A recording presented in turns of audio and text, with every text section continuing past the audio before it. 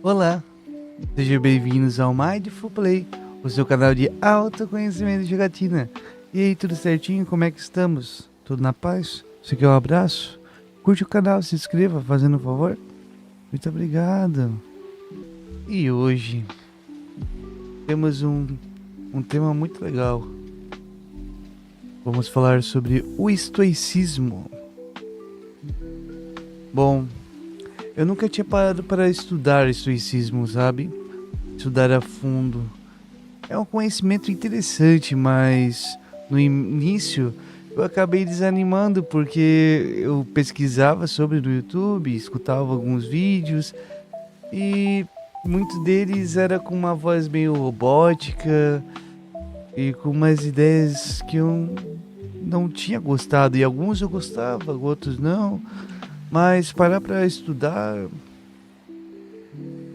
não, não me trazia muita vontade, né, naquele momento. Porém, depois eu fui pesquisando um pouco mais sobre o assunto e eu percebi que muitos conceitos eu já tinha familiaridade e combinava com o que eu passo aqui no canal, com o que eu trago nos vídeos. Então, muitas das coisas que eu li, que eu escutei sobre o estoicismo, eu já tinha abordado nos meus vídeos e nem sabia que era sobre o estoicismo em si. E esse vídeo ele não tem intenção de explicar a origem do estoicismo ou citar filósofos que criaram ou trazer aquele linguajar complicado da filosofia em si, mas trazer algo mais palpável para o autoconhecimento, lições que possam te ajudar a crescer e se tornar uma pessoa melhor. O objetivo é trazer as reflexões sobre o autoconhecimento nesse vídeo de hoje e como que a gente pode aprimorar a forma que nós olhamos para nós mesmos. E muitas das coisas estão fora do nosso alcance, do nosso controle. Ainda assim, eu percebo que muitas pessoas se preocupam com o externo, com as coisas que estão fora de nós, situações que a gente não pode mudar. Existem muitas coisas desagradáveis no mundo e não adianta negar ou ignorar isso. Porém, o que realmente importa é a forma com que a gente lida com ela. Por exemplo, no horário de pico, o trânsito está congestionado, tem bastante trânsito, muito carro, aquela loucura. Às vezes estão indo trabalhar, voltando do trabalho, então são coisas que a gente não pode mudar. A gente pode escolher se irritar com isso, com essa situação, perder a paciência, ou com alguém que cortou a gente, entrou na frente que nem um louco, mas ou a gente pode aceitar que a gente não pode mudar aquilo e enfrentar a situação com tranquilidade, com equilíbrio, perceber que tudo bem, está parado aqui, mas eu vou chegar no meu objetivo. Às vezes colocar uma música que gosta, sentir aquela situação, aproveitar para refletir, colocar a cabeça em dia, aproveitar a situação para trazer um equilíbrio e não trazer um desequilíbrio para si mesmo. Tentar mudar o que é imutável apenas nos afasta do controle de nós mesmos e consome toda a nossa energia, nos deixa cansado e desmotivado. O passado é um exemplo, já aconteceu, mas ainda assim, muitas das pessoas insistem em carregar mágoas, ressentimento, ódio por algo que não pode mais ser alterado, já aconteceu. E vale a pena, eu pergunto para você, vale a pena colocar a nossa saúde mental, nossa saúde física em risco por causa disso? Ficar visitando o passado e ficar trazendo à tona e ficar falando, comentando sobre aquilo, sendo que não podemos mudar naquele fato que aconteceu? assim como o tempo e outros aspectos da vida. Muitas das coisas fogem do nosso alcance, fenômenos da natureza, envelhecimento, morte, e como eu falei, o tempo, né? E principalmente o comportamento de outras pessoas. Não podemos controlar o outro ou exigir que o outro mude apenas porque a gente acha que ele deveria agir de outra forma. É normal a gente julgar as intenções, julgar o comportamento alheio, falar mal, ficar comentando sobre isso, mas será que eu estou fazendo igual? Será que eu estou fazendo algo parecido com aquela ação? A psicologia ela fala que muito que a gente odeia tem em nós mesmos. Então é muito complicado julgar outra pessoa. Se a gente odeia muito uma coisa, talvez a gente tenha em o nosso interior. E o fato de odiar seria porque a gente não consegue controlar aquilo que fica dentro da gente.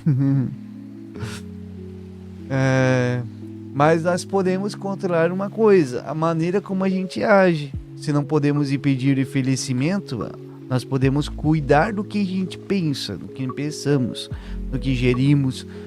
Cuidar dos nossos hábitos para preservar nossa saúde física e mental. Lutar com o que não está sob nosso controle só traz a frustração, desvia nosso foco, nos faz sentir impotentes. Ter consciência disso nos ajuda a seguir em frente e viver bem melhor o tempo que a gente ainda tem. Então, não dependemos do externo para ser felizes. O externo sempre está sujeito a mudanças. E muitas das mudanças são inesperadas e incontroláveis. A forma como a gente encara a realidade determina se a gente vai ou não sofrer ou se vamos manter o equilíbrio. Podemos optar por reagir com raiva, vitimismo e desespero, ou com calma, serenidade e coragem. Um exemplo simples disso, né? É uma picada de agulha. Ela causa um dano mínimo ao corpo, bem mínimo, quase nada. Mas se a pessoa encara isso com medo exagerado, imaginando o pior, ela perde o controle, afeta o próprio organismo. E toda vez que ela vai tomar uma injeção, ela sofre com isso. Nesse caso aqui é um exemplo, não estou indo a fundo, né? Por exemplo, um trauma infantil que se alastra e se torna um medo crônico de agulha. Mas é só um exemplo aqui que pode se encaixar na situação. E uma das bases do estoicismo é a busca pela sabedoria, a busca pela virtude para alcançar a felicidade e tranquilidade interior. O conhecimento ele é uma excelente ferramenta de desenvolvimento pessoal, porque ela nos dá a base necessária para a gente focar apenas do que está sob o nosso controle. Se nós estudarmos bastante, se nós observarmos que podemos dedicar nosso tempo livre também para ver coisas que nos ajustam, que nos deixam melhor, pesquisar, estudar, ver vídeo, assistir um Mindful Play,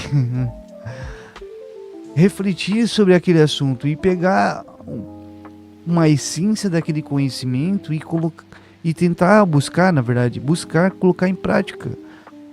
Quando a gente coloca em prática aquele conhecimento, nós descobrimos se realmente aquele conhecimento vai ser real ou não.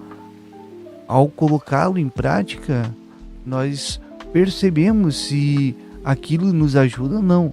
Muitos dos conhecimentos são úteis para algumas tipo de pessoas e outros não. Às vezes uma pessoa que quer descansar ou controlar sua ansiedade, essa pessoa é muito agitada, muitas das vezes parar no momento para meditar é complicado para ela. Mas se ela fizer uma academia, fazer uma arte marcial, ou correr, ou algo que dá movimento para tirar aquele estresse mental seria melhor para esse tipo de pessoa. Um exercício físico, algo que deixe realmente, que deixe a pessoa assim fora dos pensamentos, é, é uma maneira de ela se equilibrar. E outras já não. Eu, por exemplo, para mim equilibrar, eu tenho que fechar o olho, sentar e refletir sobre mim mesmo. Ou simplesmente deixar os pensamentos fluir e ficar só, só aqui, só observando, olhando para o nada mental, ou percebendo a minha respiração, ou percebendo sons ao meu redor. Isso me deixa melhor. E depois, e também para aquela pessoa agitada que eu falei em um exemplo anterior, a meditação ela vai ajudar. Depois de fazer tudo isso, exercício, fazer, ir pra academia, depois que o corpo relaxou, que a mente deu uma acalmada, senta e medita. Nossa, vai ajudar bastante. E é isso, e que você possa observar tudo em si, perceber que tem coisas que você não pode mudar, não pode alterar, mas você pode tirar algo de bom e mudar o seu interior e assim, de dentro para fora, fazer algo de bom para você e para a vida. E também que você possa curtir o canal, se inscrever, passar para os teus amigos e indicar para mais gente. O canal precisa de mais membros, né? Vamos crescer um pouco mais. E ele vai crescer com certeza, mas com sua ajuda seria... É muito bom, né? É muito bom ter a sua ajuda, ter a sua visualização. E mandem nos comentários temas do que eu posso falar futuramente. Manda aí, fazendo favor. Muito obrigado, viu? Muito obrigado. E até a próxima.